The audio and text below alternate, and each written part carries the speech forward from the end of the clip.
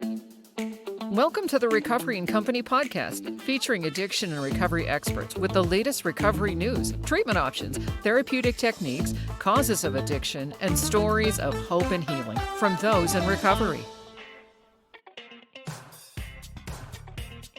Welcome back, friends. My name is Jody Stevens. Dr. Dennis Daly joins us for this episode. He is former Chief of Addiction Medicine Services at Western Psychiatric Hospital.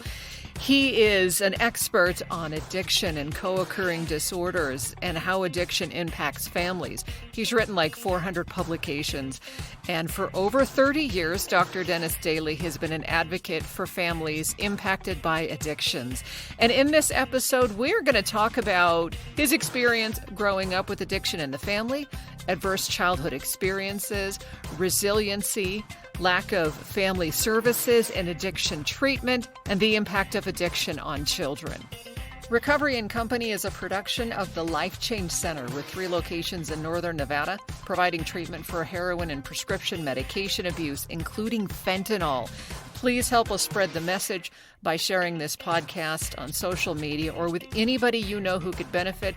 You can listen on iTunes, Spotify, or whatever app you're listening through. We are on most of them. Also listen by clicking podcast at thelifechangecenter.org.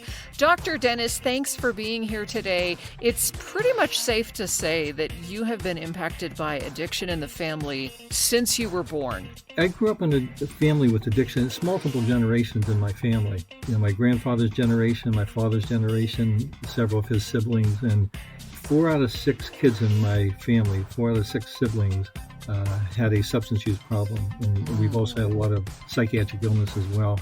And to be honest, the experience growing up, because when I was a young kid, I had trouble in school, I had trouble with the law, I had trouble in different areas, and I got some breaks that really helped turn me around. But I feel fortunate because I would not trade what I went through for anything, because I feel like it made a big impact on me. Part of getting interested, it was also healing from the own adverse effects on myself, the anger, the hurt, the pain, because it's not easy to get over that stuff. What was it like growing up for you? I think you mentioned was your father an alcoholic? Yeah. And he had, my dad was a World War II veteran machine gunner who got wounded in the Pacific. And so I learned to love him and appreciate what he did, but he was really an ineffective father, and probably would have been even if he had been sober. It wasn't his fault. It's what he learned from his parents. Yeah. But it was not an unusual family. There were 6 kids and all these drunken episodes and moving a lot, being on welfare, being in public housing and not having a telephone until we were a teenager. But I think what often happens in our families, there's a lot of stuff that happens where, like, maybe you live in poverty or you live in bad situations or there's violence and stuff like that. And, we went through a lot of that. But the other part of that we don't talk about enough is what I call the heirs of omission. So you have, I'm a father of a couple kids and great caring kids, and we go to all kinds of stuff. We go to games, we go to school, we go to this. And when we grew up, my father went to no events. He didn't go to my wedding. He didn't go to my graduation. Didn't go to anything. And it's interesting because my older brother and I, who are very tight, we get together often. We both agree he's a wonderful father and grandfather. In fact, he's my idol for being a grandfather. We both agree that my father didn't teach us much, but we learned a hell of a lot from him. And in some ways, we learned to be good fathers by seeing what he was unable to do. But a big part of this too, Jody, I think, for the listeners is many of us have been through all kinds of stuff. There's a lot of research about what's called adverse childhood experiences. Oh, yeah. And, totally. Many of us have been through many things. It's how you respond to that and your resiliency that makes a difference. And you use that to help yourself and to grow as instead of using it as an excuse to fail at life. Wow. I love what you just said. It's interesting how some people are able to work through and then some people don't. They've done studies of all kinds of populations of people who've been through horrible experiences, and there's always a certain small percent who are very resilient. They can survive anything. Yeah. And then there's a certain percent that they're just totally devastated. And a lot of people are probably in the middle. They're hurt and they're upset, but they can, if they have the right opportunity, they can grow and get through that. And I'd mentioned my interest in history. I have a great interest in the Holocaust, and I read stories about how people survived, and the resilience of the human spirit is incredible. But having said that, we all don't have it. It's just, and it's not a person's fault necessarily. They don't have it. It's a matter of, part of it's a matter of your own character, but part of it's a matter of who you're around and the support you have, and if other people encourage you. So, for example, not having a father figure, I had some coaches who and teachers had influence on me, and if I hadn't had that, who knows what would have happened. That's true. And I know for me, we had a good family. It was just very codependent. There was a lot of the sort of weird dynamics, and there was addiction. My grandfather had died of his addiction, and uncles, and things like that. So it was like they did the best they could, right? It was Yes. just that generation where you don't talk, you don't feel. If they're screaming and yelling, we just pretend it didn't happen. Right? It's like, oh, dad and I were having a discussion, and you're 5 going, that didn't sound like a discussion, and you don't know. So you grow up and you don't trust yourself. And that was sort of the result of that like, who am I? I don't trust myself. And it wasn't an intentional thing. It wasn't something they tried to do. You know what I mean? No, that, I think that, to me, that's a manifestation of the illness, the sickness. That Yeah, I yeah. think addictive illness brings out the worst in people, the very Oh, worst. oh my You goodness, have isn't people that are that good true? human beings, have good character, but under the influence of substances, anything is possible. Anything and everything is possible. So you began through all this just really advocating for families, advocating for children as well. Over the years, I've done a number of things. One is that throughout my entire clinical career, many decades, I've always done clinical work, no matter, even if I was a chief of addiction medicine or a director of a Hmm. program, I always saw individuals, groups, or families, or some combination, because it was important to me. I've always focused on the importance of family in my work and getting other people interested. And in recent years, because we've had a major focus on the opiate epidemic, and it's been Hmm. good, there's been a focus on that because now there's more medical professionals helping people with opiate use disorders. But what Yeah, was missing, Jody, from a lot of the reports and a lot of the programs is the focus on how the families have been affected, how children have been affected, and what are we doing for them? right. Because you have all kinds of treatments, very effective treatments for opiate addiction, for example, but very seldom are families involved. And that's why, when you introduced me as being pissed off, and I've said that to different professional Yeah, groups I love because I it. said, look, and I've said this because I've spoken to a group of physicians. I said, look, you don't have to be a family therapist or a social worker to help a family, but you need to have an understanding of how are they affected because, they're Yeah. going to get medical services, or they're going to be in mental health programs, or they're going to be in addiction programs. So we have to think about them. And then the other part of that, Jody, is that, and I think this is a major, major flaw in the field, which is very few programs bring in children and take a look at how are children affected by parental addiction, and what can we Yeah. do for children, from basically, assessing them, how are they doing in school, how are they doing psychologically, and so forth. And there's a lot of research, and a friend of mine, colleague of mine, Dr. Ralph Tarter, was studying kids for over 30 years where they compared boys and girls who had a parent, father or parent with an addiction, and they followed them for decades, and they compared them to community controls. And the kids in these families, they have more problems. They're more likely to drink or develop a Yeah. substance problem or depression or anxiety disorder or academic problems or medical problems. And that's very significant, yet we don't think about that. And I could tell you, I remember going to my church one night. They had someone come into the church, decided to do these lectures on the opiate epidemic. So they Hmm. send this head of one of the counseling agencies, and he said hardly anything, nothing about the family or children. So Mm. we got, so in the meantime we got involved. We're working with the church to try to correct that now. But that was just one of many examples where it's ignored. And here's another example. So I get invitations to write book chapters and articles and stuff. So there was a 7-volume set of clinical and abnormal psychology, very good set, and they Hmm. had this long list of chapters they wanted on addiction. So you might take alcohol problems, and there might be 15 chapters on that. That's good. That's very good. So I looked at the list, and I told the editor, I said, you have nothing about the family. Nothing. Hmm. Yeah. So we did one on the family, and we did one on the children. And Mm. I'm thinking, like, am I the only person? Am I out of my mind that I'm thinking about that? Am I the only person thinking about families and children? A lot of the clinical services don't have family services. They don't invite, Yeah. and it doesn't even have to be family therapy. It could be education.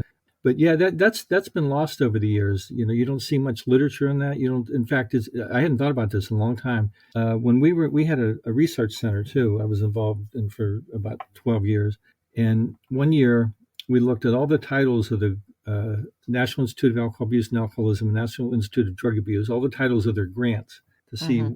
how many of them had families or children or couples in the focus. And it was very, very few. I took some of the major textbooks of addiction and I looked at the index and I did the same thing. And you had very few pages. And here's the best example I can give you. A couple years ago, there's always a major conference on addiction, opiate addiction, and they have a large attendance.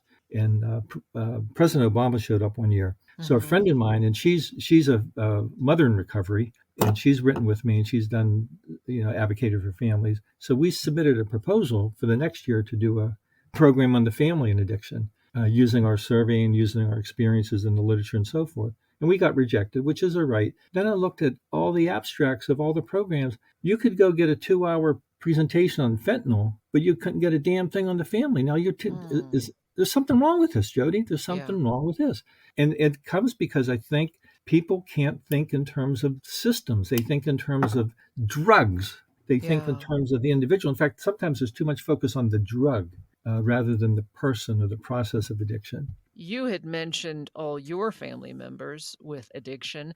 And then when I look at every time I get the urge to drink, I remind myself of the 8 other people in my family that didn't quit that are dead. Right. And so when Mm. we say it's a family disease, it's a family disease. You're right. Like, I don't see how we can heal if we don't start there.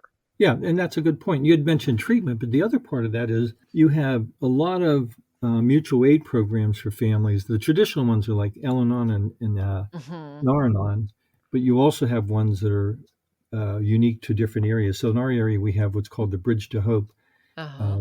that came out of the University of Pittsburgh Medical Center Passive Foundation, and they've been going for many, many years. And they expanded to a second and third hospital. And these are family members helping each other, but they have a professional who leads it, and they have a format too. And I've been to a number of meetings, and Hmm. I've been to a number of different events they had. They before the pandemic, they had a vigil once a year, and at the vigil they would have, there would be a minister saying a prayer. There would be someone playing a piano. There would be, some short talks, and then the vigil was you could light a candle in the name of someone that you lost in the family. So I've been to 3 of Mm. these, and I was sitting up front. And at the last one I went to, there were like 131 people attended. About 100 lit a candle. Some had lost 2 family members. One person had lost 3. But the most incredible thing that happened that night was a little boy, about 8 or 9. He said, "I light this candle in memory of my dad who died when I was 3." And so Oh, his therapist took him to this meeting, and this little innocent, beautiful little boy, and he really got us emotionally riled up, which he should have. And yeah. that's the kind of thing that happens a lot, but we don't hear about. We don't hear about. I had Yeah. a friend years ago. She ran a program for children, and she used art. I actually have her on tape, VHS, if you know what that is. Oh, Uh, yeah.